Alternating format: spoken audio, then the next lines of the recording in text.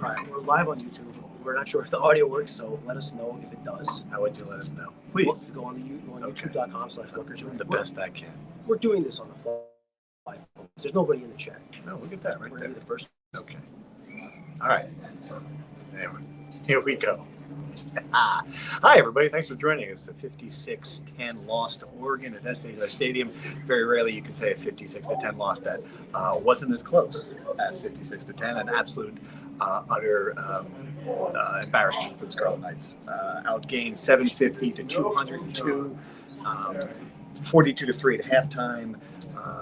There's a million things we could just go on and on. The first 5 touchdowns by Oregon scored without a single Oregon snap in the Rutgers red zone. Just I can process that alone. I mean, you scored 5 touchdowns without having to take a snap inside the Rutgers 20. That's how big the plays were. The busted coverages. It was just a terrible performance. One of the worst I've seen in this stadium by Rutgers. The worst one of Greg Schiano 2.0.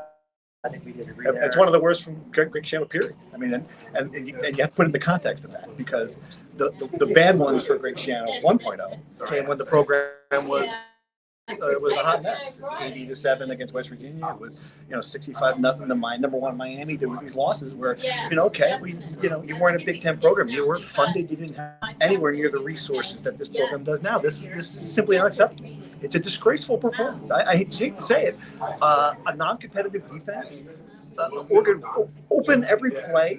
And then there are people are going to see this. This is an act of mercy by Dan Lanning. That just wasn't 80-10. It was that kind of game. Oregon could have set the program record for most yards in the game. The 750 is the most we believe Rutgers has given up in a single game. We don't have that down as a fact, but yes, they could have named their number. They scored 69 on Oklahoma State because they had a reason to. Dan Lanning was upset. Greg Schiano has to thank his lucky stars he didn't get Dan Lanning upset on Monday or whatever time this week, because he could have put up 100 if he wanted to. His defense had no answer. Guys are wide open. Those were obvious issues against Washington and Iowa. When you play a team like Oregon, they could do whatever it wants against bad defenses. That was rough. Right. And to the broader point, we're sitting there on Monday, and many things that happened in the Monday press conference. One of them was Greg Schiano telling us that we're competitive. What the hell was this? You're not competitive here. This is a team in your conference. This is not the best team in your conference, by the way. This is completely uncompetitive. I'm close. And I thought I thought Oregon was going to cover. I thought it would be a blowout. But I thought like 49-24. I thought there'd be, it would be cover the 17 points. I thought we were done with 42-3 at halftime. I thought those days were over, and that's what would bother me the most as a Rutgers fan. It's not loss. It's not that Oregon kicked their ass. Oregon's better than you in every way. It's 42-3 at halftime against Oregon. That's the problem. You're supposed to be done with that. Those days, that's Chris Ash. That's supposed to be over now. And the fact that it's still happening here, in years of Greg Schiano 2.0, it's completely unacceptable. It just is. People leaving at halftime, Oregon fans taking over the stadium in the third quarter, and the defense obviously is the big thing here, but the offense not being competitive, not scoring a touchdown until the fourth quarter, getting the ball back after the defense makes one of its few good plays in Oregon territory. You throw 3 straight passes, no completions, no yards, and you get a field goal. There's just nothing positive to point to in this game. It's one thing to lose to a top 10 team. No shame in that. It's another to get absolutely dominated in every facet, which is what happens. Right, and again, for the context, the big picture, 30,000 feet view, to have it happen in a week where Rutgers is launching this initiative to ask for money from corporations for people to help Greg Schiano, to the RNIL fund, so excited about it, planes flying over the stadium with that logos in the end zone. This is it. This is supposed to be the initiative to get the money that he needs to put the program on the top. Like what sum of money is that? Like, if you watch this now, how big does that check have to be to catch up with them? How big does that check have to be? And that's what I see when I watch this. I'm like, what is it? How many zeros on that check? Right. Well, the good part about this era of college sports is that you just wipe out the entire team and start over new, which is what has to happen with this defense. The other part is that, yes, you need a lot of money. The way you could spin this is that the deficit is enormous, and we need a lot of help from donors to fill in the gaps. But it's going to be hard to get people to take out their paybooks, their paychecks, and give money to programs. Corporations. You want Johnson & Johnson? You want to invest in that? Honestly, I hate to say it, but this is what was Kelly Zinn thinking? What is she thinking when she's watching this? She comes from LSU. She's got big plans, big ideas. how do you sell this? How do you pick up a phone tomorrow and call and say, hey, look, we need money? I'm like, I think you need money. You need more than money. You need everything. It's just, I'm sorry. This is a performance that, to me, it's the kind of thing that negates all of this, all the talk about progress that this program has made. It's just unacceptable on so many levels. If you're a fan tonight, you showed up for this, homecoming, and it's the first quarter. Let's go Ducks in your stadium. It just reminded me when the Michigan 78-0, when the Michigan fans were partying in your states. We're supposed to be so far past that, Brian. We're supposed to be light years past that. Yeah, again, this cup builds off of 3 straight losses to start Big Ten play. You're competitive in those games, but you don't even come close to competing here, and it just feels like steps backward in a point where you're year 6, and you should be, again, it compiles as well, because this is the 42nd straight game you lose to a ranked opponent. 42 straight games. You're losing these games to top 10 teams by an average margin of 30 points. And not all of that is Greg. And before this, they were competitive to some degree against a team like number 1 Ohio State a couple of years ago. But this is a complete reversion. And if you do this at home against Oregon, what is going to happen when you go to Columbus and play Ohio State next month? Which, I mean, Ryan Day should show as much mercy as Dan Lanning for, because this can get really ugly there as well. So, to me, and there's so many things. Again, looking at these numbers, there's chanting "Let's go Ducks." Still chanting "Let's go Ducks." Look at these: 36 rushes, 415 yards, 11.5 average. To me, as bad as the first half was, you come out. Rutgers gets the ball to start the second half, doesn't do anything. You have them pinned down on 13 and 17, somewhere deep in their 2 plays to score a touchdown. 67-yard run up the gut, a 20-yard run up the gut, which would have been a 67-yard run if they weren't on the 20. I mean, there's again like 2 running plays. Like you think, oh, Dan Lanning. People are going to see these numbers and say, oh, Dan Lanning, wow, what did he do to piss off Greg Schiano? I mean, nothing. Again, it was an act of charity by Dan Lanning. The score could have been, running the ball up the gut. Running, how many ball carriers do you have? 1, 2, 3, 4, 5, 6, 7 running people carried the ball, rushes for Oregon. This is a passing team. They threw 24 passes, 18 completions. Again, 335 yards, because every time they threw a pass, it was wide open.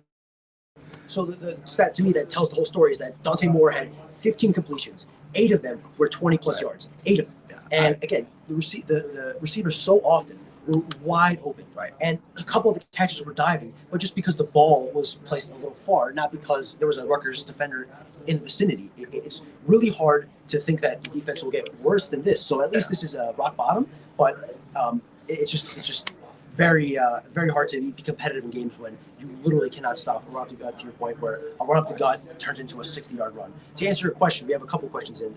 Someone asked what Greg Schiano's buyout is. It's $20 million. It's not going to aid. It's unrealistic to be talking about that. I know people want to look for solutions here. I don't know if there is a solution for this year's team. No, there's no solution. There's no solution. There's no amount of coaching. You can bring back the greatest consortium of defensive coaches to ever live, and they're not going to fix this defense. The solution is next season, build out a better defense, have better hits in the transfer portal, and have more money to work with, which again goes back to the central point here, which now I get it. The money thing, I'm just like, I'm sick of the money thing. I'm also sick of it. Let's go. Is there a single defensive back in the program? It's a Big Ten level at a certain point. I mean, forget the guys you brought in and you're paying $500,000 for safeties who can't play. Forget that. Where's the program? Where's the developmental program? Where's the players coming out of the pipeline? Where are these guys? Your DBU. Where's the next Jason McCourty? Where's the next? Where are these Logan Ryan? Where are these guys that you're supposed to be developing? Why are they not on the field? They're not in the program, Brian, and that's the bigger concern. I'm sorry. Like, you can say we need money for NIL. You're never going to get enough money to buy an entire defense. You've got, especially in a place like Rutgers, you've got to be developing those players. I do not see those players on defense. The defensive issues are compiled, one, because you have a brand new defensive coaching staff with a bunch of guys. You have a bunch of new starters from the transfer portal. And to your point, you have not recruited and developed to the level that you needed to years, right? Obviously, those first 2 issues were this offseason. The development and recruitment are years-long issues, 2-3 years, where guys who you recruited 2-3 years ago should be at a point where they are playing right now. And they did well at the beginning of the Greg Schiano era. We can name guys Tyrone Powell, Robert Longerbeam. They hit Eric Rogers in the transfer portal. People aren't going to want to hear this, but you know who recruited a lot of those players? Fran Brown and Marquise Watson. Yeah, right. Oh, Chris, let's be fair. Tyrone Powell and Max Melton and Robert Longerbeam were not coming to Rutgers with Chris Ash. They came. I understand. Now, look, let's try to look ahead before looking into the offseason and how to rebuild this program. they still have to play 5 more games, and I mean the odds of them making a bowl game are essentially nil. But to do that, they have to beat Purdue next week, which is one of the worst teams in the Big Ten. They're 0-4. They lost 19-0 to Northwestern today. What is the odds, you think, of Rutgers going into West Lafayette and getting a win, getting back on track, and maybe potentially fighting for them? I don't know. I would have said before this game, I would have said they certainly would beat Purdue, but I'm not there now after watching this. I don't think there's any team that could be playing defense like that. There's no any competent team. Again, we are not talking and Oregon's some of the stuff they ran, some of the there was a reverse flea flicker for a touchdown, but they were just guys who were just right up open the middle of the field, pass and catch, and that's not that is not it just runs up the middle, off tackle runs where a guy makes one cut and goes 60 yards. Purdue can do that. This is not. I don't know. I don't right now. I'd be interested to see what the line is. Really would. The Rutgers, if you think, would be more talented than Purdue. Purdue's been down for a couple of years. That's no gimme anymore. Right. Well, let's look if you have any questions so we don't. You're really fired up today, Politi. I am fired up. I don't want to cut you off. Fans are fired up. Don't cut me off. Let me keep talking. No, I'm not cutting you off. I'm just seeing if there's a direction we could go. Look, it's bleak right now, right? And I think even if they do make a bowl game, that's not going to salvage what this season has become, right? The season essentially outside of an upset win over Ohio State is really hard to feel like you're taking a step forward here as a program. This is going to be, at best, a plateau for Greg Schiano 2.0, and it's going to be about how he and the administration bounce back from this. And yeah, I don't think a plateau is where this is headed. I think if 4-8 would be, it's an embarrassment. I think maybe 4-8. Someone just said they have 3 takeaways, which is fun. It's just they had 3 takeaways and lost 56. Oregon missed a field goal. Again, we're just looking at things that could have happened. Well, that's another thing, that they don't get takeaways in any games. Today they get 3 takeaways. Yeah. The first one, they throw 3 straight passes, move 0 yards, and kick a field goal. The second one, they go 3 and out. They went 3 and out 6 times today. 6 times. Yeah. And then the third one, I don't even remember what happened. It was at the end of the game, and it didn't really matter. And there have been a couple of times, and this is the other part of this, and coming down a little bit. Not really, but this is another game. Like, how many games like this where there's been a home crowd, where there's been some level of buzz? I think about last year in UCLA. Okay, you're banged up, you throw a stinker. Okay, but then getting curb stomped by a bad Wisconsin team at home. Iowa game here on a beautiful night with excitement in the program, losing that game. This one, another big crowd. Light up the night was the unfortunate slogan. If you didn't add an S to is what happened. It's another example. Customers are coming. Fans are doing their part. And that's everyone's doing their part here, except the team. It's something. Right, and it's hard to build any optimism for the poor people who keep showing up. It seems hard for them to continue to want to keep showing up, especially with some of the traffic stuff that I know they're trying to work through. But we've heard about issues with buses from the RAC to here. I know some fans showed frustration with that. And to your point, this result in a vacuum could be tolerable if it was once in a while. But while they haven't been blown out like this in the past with Greg, but they haven't beaten a UCLA, a Wisconsin. They didn't beat an Iowa, a Minnesota, a Washington. And you got to give people something. Yeah, certainly. I never expected them to win this game. I got to be clear about that. Because someone's thinking, expectations 750 to 200 is what I'm talking about. Yard wise is when you're just humiliated on your home field by another opponent. That's to me what this is, and that shows where the program has to go. And I think that's the problem. It's not that they lost to Oregon. I always thought they'd lose to Oregon. And you're right. It's that they didn't win 1 or 2 of those winnable games heading into this. And I think now, based on this, we're seeing probably why they didn't. Yes. Look, again, you beat Purdue, you salvage some momentum, you still have something to play for when you go to Illinois. But it's hard for me to imagine people wanting to show up to a game against Maryland when, if you don't win the next 2 games, you're essentially eliminated from bowl hopes. And then at the end of the season, even if you beat Penn State, does it matter if that leads to a 4-8 season? It's hard to find. I got a question years ago. Give me hope. Is there something seriously positive about Rutgers football to say besides only 2 more home games?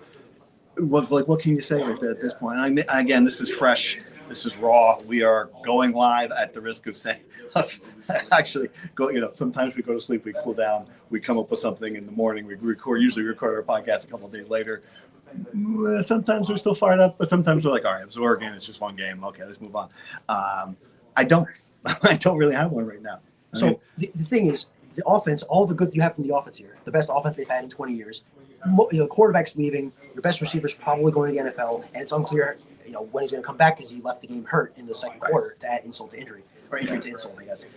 So the offense is going to have to be rebuilt unless you think AJ Serace is ready to step in and play right away. And the offensive line, you have 3 guards ready to jump up. Because think about that offense coming in. Think about the offense early in the game when they got the ball. Remember, this started with an Oregon turnover. You get the ball at your 32-yard line.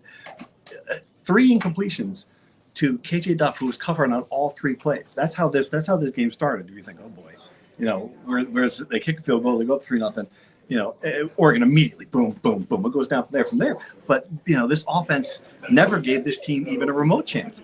8 of 25 for 79 yards. I think we have to wrap up soon, but I guess the point is they have to redo the offense over the offseason. They're going to have to fix the entire defense. They're going to have to clean up some of the special teams. They have a lot to fix and not a lot of resources to do it. Mm-hmm. So optimism is that there's a chance that they can completely hit home runs across the entire spectrum in the transfer portal. But it's hard to find optimism right now. It really is. Right. We have to wrap up now because Greg's coming in. Because Greg might be coming in early. It might be an early day. That's what we were told. We'll see. We'll record it at some point either tomorrow or Monday, and with cooler heads, hopefully. The steam will stop coming off of his head right now. Do you want the steam to stop coming off? I'm sure it's coming off your head. So probably. You want on my head. All right, guys. Thank you for tuning in, whoever you did, and we'll see you soon. Okay.